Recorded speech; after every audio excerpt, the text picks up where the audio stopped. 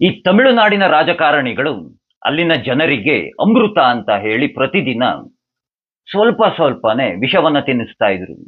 ಈಗ್ಲೂನು ತುಂಬಾ ತುಂಬಾ ಚೆನ್ನಾಗಿ ಅಲ್ಲಿನ ರಾಜಕಾರಣಿಗಳು ಅಮೃತ ಅಂತ ಹೇಳಿ ವಿಷವನ್ನ ತಿನ್ನಿಸ್ತಾನೆ ಇದ್ದಾರೆ. ಇದನ್ನ ನೋಡಿದಂತಹ ಆಮ್ ಆದ್ಮಿ ಪಕ್ಷದ ಅರವಿಂದ ಕೇಜ್ರಿವಾಲ ನಾನ್ಯಾಕೆ ದೆಹಲಿ ಜನರಿಗೆ ವಿಷವನ್ನ ತಿನ್ನಿಸ್ಬಾರ್ದು ಅಂತ ತಿಳಿದು ದೆಹಲಿಗೆ ಹೋಗಿ ದೆಹಲಿ ಜನರ ಮುಂದೆ ನಿಂತು ನಾನು ನಿಮಗೆಲ್ಲ ಪ್ರತಿದಿನ ಅಮೃತವನ್ನ ತಿನ್ನಿಸ್ತೀನಿ ಅಂತ ಹೇಳ್ದ. ದೆಹಲಿ ಜನರು ಪಾಪ ತುಂಬಾ ತುಂಬಾ ಇಷ್ಟಪಟ್ಟು ತುಂಬಾ ತುಂಬಾ ಆಸೆ ಪಟ್ಟು ಅರವಿಂದ ಕೇಜ್ರಿವಾಲ ಕೊಟ್ಟಂತಹ ವಿಷವನ್ನೇ ಅಮೃತ ಅಂತ ತಿಳಿದು ತುಂಬಾ ತುಂಬಾ ಚೆನ್ನಾಗಿ ತಿಂದ್ರು.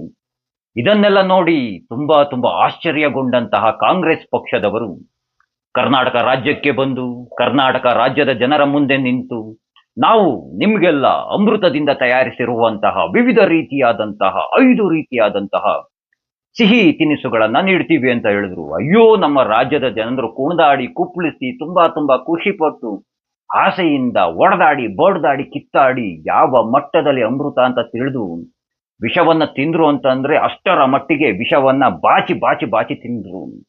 ಇದನ್ನೆಲ್ಲ ಸೂಕ್ಷ್ಮವಾಗಿ ಗಮನಿಸ್ತಿದ್ದಂತಹ ಬಿಜೆಪಿ ಪಕ್ಷದವರಿಗೆ ಒಂದು ಅರ್ಥ ಆಯಿತು. ಏನ್ ಅರ್ಥ ಆಯ್ತು ಬಿಜೆಪಿ ಪಕ್ಷದವರಿಗೆ? ಈ ಮತದಾರರಿಗೆ ಉಚಿತವನ್ನ ನೀಡದೆ ಹೋದ್ರೆ ಈ ಮತದಾರರು ನಮ್ಗೆ ಮತವನ್ನ ನೀಡೋದಿಲ್ಲ ಅಂತ ಈ ನಮ್ಮ ಕರ್ನಾಟಕ ರಾಜ್ಯದಿಂದ ತುಂಬಾ ತುಂಬಾ ಚೆನ್ನಾಗಿ ಅರ್ಥವನ್ನ ಮಾಡ್ಕೊಂಡ್ರೆ ಏನ್ ಮಾಡಿದ್ರು, ಬಿಜೆಪಿ ಪಕ್ಷದವರು ಸಹ ಬೇರೆ ಬೇರೆ ರಾಜ್ಯಗಳಲ್ಲಿ ಉಚಿತಗಳನ್ನ ನೀಡೋದಕ್ಕೆ ಪ್ರಾರಂಭವನ್ನ ಮಾಡಿದ್ರು. ಇಲ್ಲಿ ಯಾರ್ದು ತಪ್ಪು? ರಾಜಕಾರಣಿಗಳದ್ದು ತಪ್ಪ ಅಥವಾ ಮತದಾರರು ತಪ್ಪ?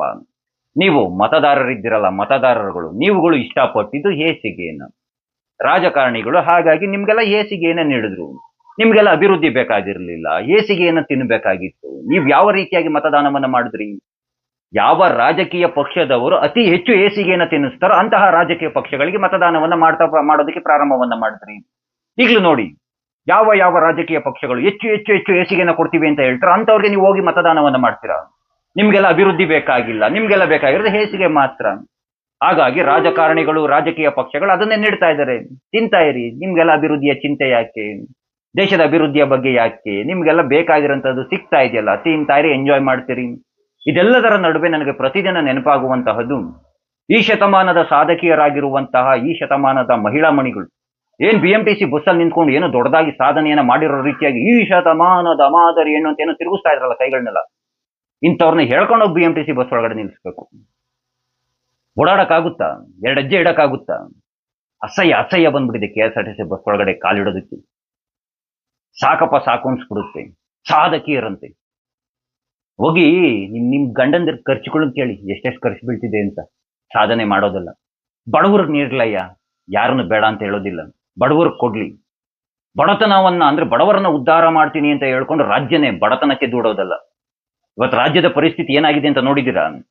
ನೀವುಗಳೇನೆ ಈ ವಿಡಿಯೋ ನೋಡ್ತಾ ಇರೋರು ಯಾರಾದ್ರೂ ನಿಮ್ಮ ಊರಿನ ಸುತ್ತಮುತ್ತ ಅಥವಾ ನಿಮ್ಮ ಸುತ್ತಮುತ್ತ ಒಂದೇ ಒಂದು ಮೋರಿ ಮಾಡ್ಬಿಟ್ಟಿದ್ರೆ, ಒಂದೇ ಒಂದು ಅಭಿವೃದ್ಧಿಯಾಗಿ ಒಂದು ಶಂಕುಸ್ಥಾಪನೆ ಮಾಡ್ಬಿಟ್ಟಿದ್ರೆ ಹೇಳ್ತೀನಿ, ಸುಮ್ಮನೆ ಹಾಗೆ ಒಂದು ರೌಂಡ್ ಹೊಡ್ಕೊಂಬನ್ನಿ. ನಿಮ್ಮ ಗ್ರಾಮ ಪಂಚಾಯಿತಿಗಳಲ್ಲಿ ಎಷ್ಟು ಅನುದಾನ ಬಂದಿದೆ ಅಂತ ಅಂದ್ಬಿಟ್ಟು ಒಂದು ಮೋರಿ ಮಾಡ್ಸೋದಕ್ಕೆ ಯೋಗ್ಯತೆ ಇಲ್ಲ.